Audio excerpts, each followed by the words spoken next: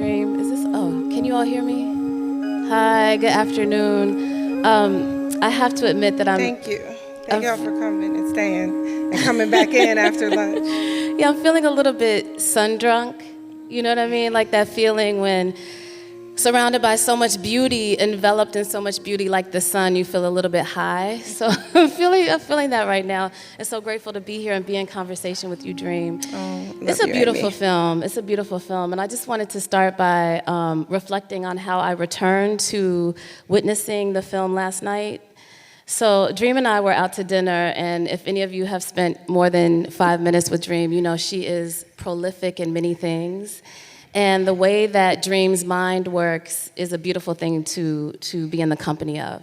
So our conversation spanned everything from farming in Palestine to Somalian pirates to the academic industrial complex. It was everywhere, yes. And with depth. And so after that conversation, I felt that I needed to go home. Wait, can we just elaborate on this? So there should be terrace farming, as there have been for millennia in Palestine, and monocrop and carry, and the government of Israel has started this like same kind of cropping that they did that ruined Oklahoma.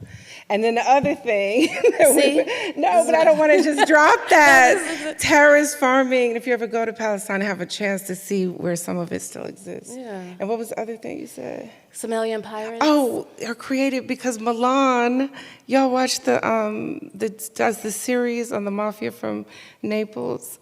They've been receiving the chemicals and the trash basically from the Milanese luxury fashion business. And they were shallow dumping in Naples. So many people got like sick from it, cancer and all kinds of other diseases. And so then they began dumping along the Somali coastline, which is the longest coastline in the world. I'm just reading stuff, by the way. I didn't investigate, report this. But, and then that rendered the water dead. And so Somalis who've been fishing that land for millennia, the waters are dead, and then we got Somali pirates. So we just talking about how like me wearing Louis Vuitton or whatever the heck is responsible for the Somali fishing. So you see what I mean? That's what it was. So after this conversation, I returned to Freshwater last night, and I, for some reason, so I've watched it once with just the sound. So I wasn't actually watching it, I was listening to it as a meditation. And then I watched it a second time without the sound and just the images, which to me are also a meditation. And I'm wondering for you, to me it was just such a gift that you gave us, and I'm thinking about your previous work, and I don't want to sort of place you or stick you in a genre, but when I think of you and all that you hold and all the information that you share with us all of the time, it does feel like information giving in the very traditional sense, right? Beautifully written and beautifully poetic, but information giving that is different than what I experienced in Freshwater as a deeply meditative experience. And so I'm wondering for you, when you were working on Freshwater, how that practice of stepping into memory, stepping into thinking about, and we'll get into all of this, how that might have been or maybe not different from the ways that you've approached your previous films. Yeah, no, thank you for that reflection. My first film was a scripted short called I Am Ali, my first thing out of film school. But in 2018, I did 3 kind of heavy lifts of films. Yeah. The one thing that people saw, usually we do work and some folks will see it and most people don't. And so I did 3 projects in 2018 that came out in 2019, and 2 of them most folks didn't see. It was this docuseries called Finding Justice, and then this piece that we shot inside of an Indiana prison called in Pendleton called It's a Hard Truth, Ain't It? And then Surviving R. Kelly was the one that folks watched. But all 3 of those were like documentaries. They were incredibly didactic. And then they were being funded at a level I hadn't been funded at, all 3 projects. It's a Hard Truth, Ain't It? It was on HBO, and BET did Finding Justice. They don't really have no money, but it was way more money than I had doing my own little films. And in every of those situations, what happens when there's capital, when a project is friggin' funded, and y'all know this in whatever area you're in, if you're an artist, an academy, or a filmmaker, then you just start getting notes from people. So, like, there's a healing that has to come from dealing with corporate America. And then the pandemic handed that to me, you know. It's very limited what you get offered after you have something that breaks through. So I hope that no one hopes for a breakthrough, because it's not like a reward, you know. On the other side of that is people asking you to do the same thing over and over again,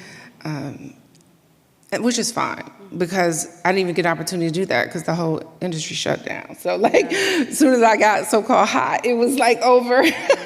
So I did what I usually do, which is I gathered my friends and we made 2 short films.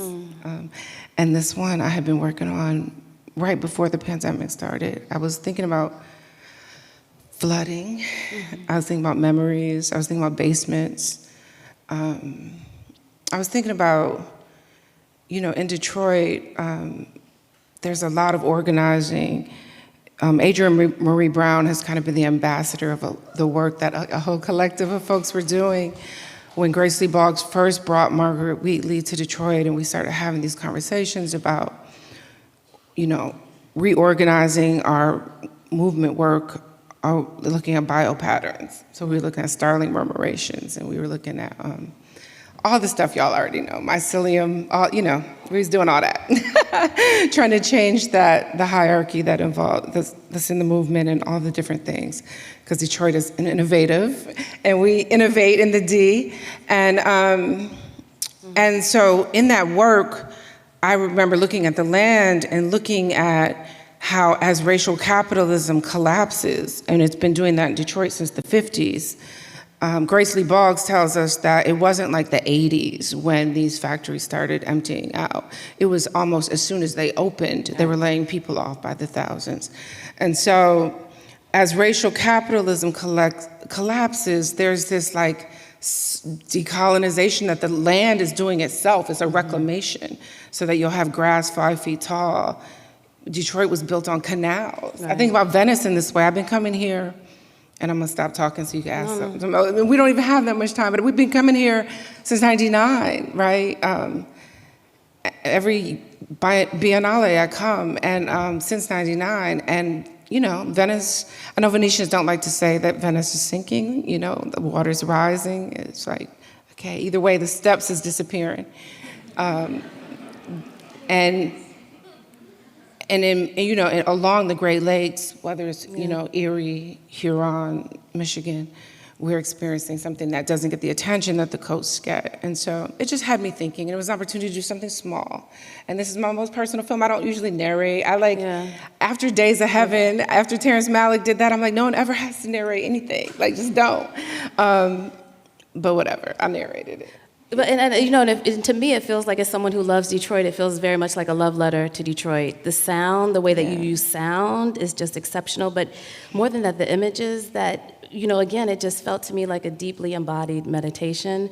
And when we think about water, you know, we often think about how folks navigate the precarity of water on a daily basis in a place like Venice or in coastal regions, but we don't often think about water in the interior, particularly in the interior of the U.S. Midwest. And so to think about Detroit, Michigan, but specifically Detroit as a site of possibility for ecological transformation, to think about being close to one of, or is it the largest freshwater body, right? Yeah, it is. And so what that means to also think about Michigan as a place of deep toxicity when we think about water. And the interior as a place that, for Black folks especially, when we think about Black Detroit and the Black Midwest, feels like a place that we were moving towards. I'm trying to get a lot of themes in here. So like moving towards this theme of mobility, but also kind of once we were there, and I'm thinking specifically of Detroit, this narrative of stasis. And so this narrative of mobility that is really tied to ideas of progress, ascendancy, sort of linear success, and stasis as like decay and dying. But there's something in stasis, and I'm thinking about a flood, and the waters of a flood is different from a hurricane, like a hurricane moving through, right? And a flood where there's still water, right? We think about what that does to rot and decay, but there's also something else it does. And I'm thinking about memory in that quote from Toni Morrison, You're right? talking about aquaponic gardening? What are we talking about? Okay, so yes. And I wonder if there's a way that Yes. we can connect the idea of So let me movement read and stillness, and also maybe even, and when we think about Black life, the ideas of movement and stillness and what we might learn from water. Thank you. And those reflections, I accept them. They're beautiful. And I'm thinking about so many people's work. I'm thinking about, I don't think it was Christina Sharp that was talking about water as archive. Not here, but she did have a piece on water that was deeply inspiring to me. Toni Morrison, Sandra Jackson Dumont had just shared with me about, because anywhere in the Midwest, you're talking about people kind of following the Mississippi River up to the Midwest from the South. We have other populations in Detroit, Arab, Hmong, who come from Vietnam. We have like other populations in Detroit, but Detroit is a Black city. So coming from the South, they're following the Mississippi, and they would have gone to Ohio, they would have gone to Chicago, they would have gone to Indiana. And she said, they straighten out the Mississippi River in places, this is Toni Morrison, to make room for horse and livable acreage. Occasionally, the rivers flood these places. Floods is a word they use, but in fact, it is not flooding, it is remembering. So she's talking about water making its way back to, and reclaiming what's rightfully it, it's a decolonization. It's like an action as nature, and we're seeing it everywhere. You know what I'm saying? We're seeing bears come up in your house and with their little opposable thumbs and opening your refrigerator and closing it back. Marsha Smith is here. She knows that I'm always looking out for sharks because they about to walk up into the grocery store. The reclamation is happening, and there is going to be great pain. I'm not trying to talk about it in some romantic way because what you're talking about, that stillness and that stasis, what I was concerned about in terms of interiority, when I look at a basement of a house, when I look at a foundation of a city, Detroit, Black Detroiters are the foundation of Detroit. Obviously, they're brought there, they're lulled there through racial capitalism, through this incredibly, a project, industrialization that choked the lungs of this very planet, So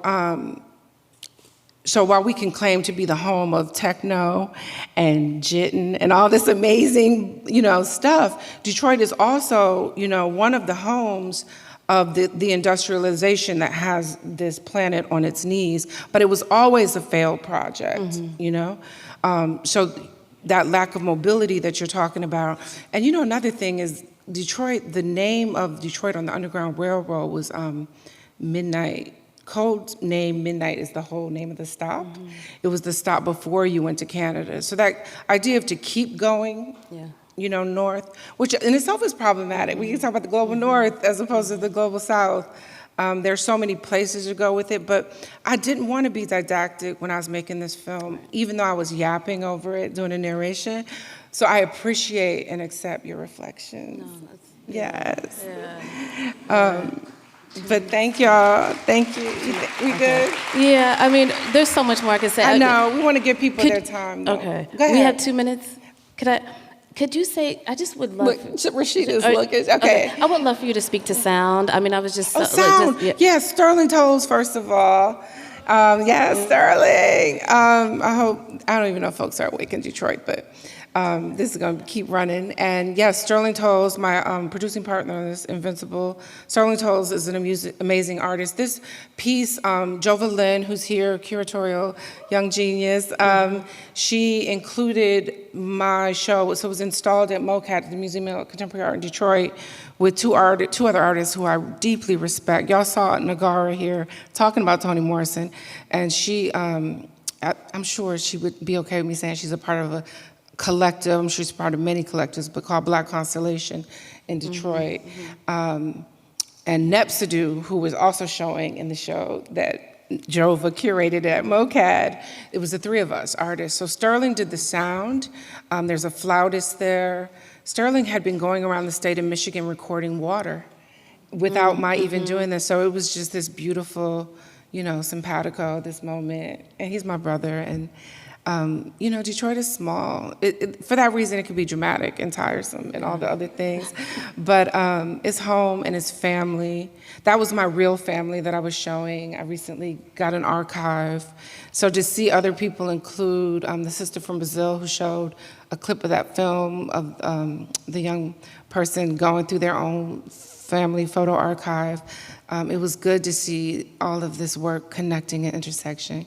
And we said that we weren't going to go on about how grateful we are to be in the room, that just the gratitude is like, we don't even have to speak it, we're so grateful, like, to hear all of these presentations, The very first one, Georgia May's mom, talking